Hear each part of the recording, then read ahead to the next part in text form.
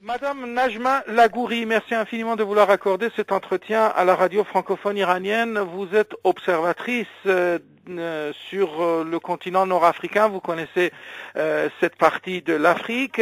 Et puis justement, à ce propos, en Libye, on parle carrément de guerre civile, on parle de plus de 230 morts selon les chiffres avancés par Human Rights Watch, une ONG qui défend les droits de l'homme. Et comment vous situez la situation? Est-ce que vraiment on est au bord de la guerre civile?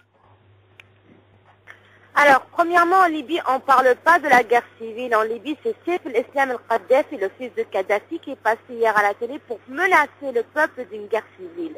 Mais le peuple même ne parle pas de guerre civile. Au contraire, on parle d'une union et d'une unité entre le peuple libyen, entre l'Est et l'Ouest. Mais le fils de Kadhafi, hier, il a passé un discours violent, un discours de menace au peuple libyen pour leur dire comme quoi s'ils ne cèdent pas, il n'y aura que la guerre civile. Mais le peuple libyen tient à son union et tient à son unité. Est-ce que vous pouvez développer un petit peu votre raisonnement quand vous parlez de l'unité du peuple libyen?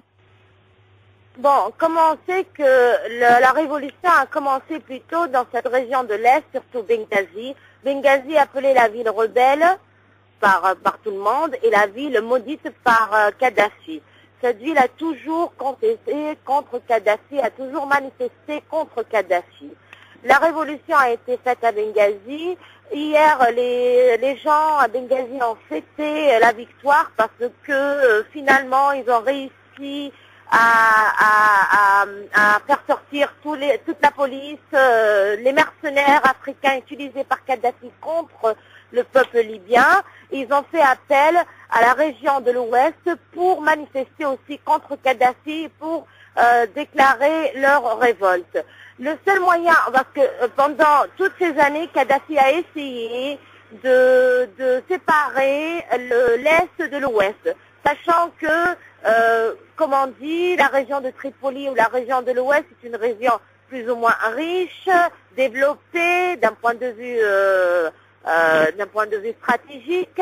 Par contre, la région de l'Est, c'est la région de Benghazi, c'est une région, comme je vous ai dit, détestée par le mouvement Kadhafi, sachant que c'est aussi la région de l'ex-roi, du roi de la Libye. Bon, mais les Libyens, comme toutes ces révolutions qui sont passées en Tunisie, en Égypte, on le voit en ce moment en Libye, les jeunes sont bien politisés, les jeunes ont appris la leçon, ils ne veulent pas la séparation, ils ne veulent pas une guerre civile, ils veulent l'union et l'unité, parce qu'ils savent très bien que tous ces tyrans dans ce monde arabe essayent toujours de séparer entre la population pour pouvoir réussir à rester au pouvoir.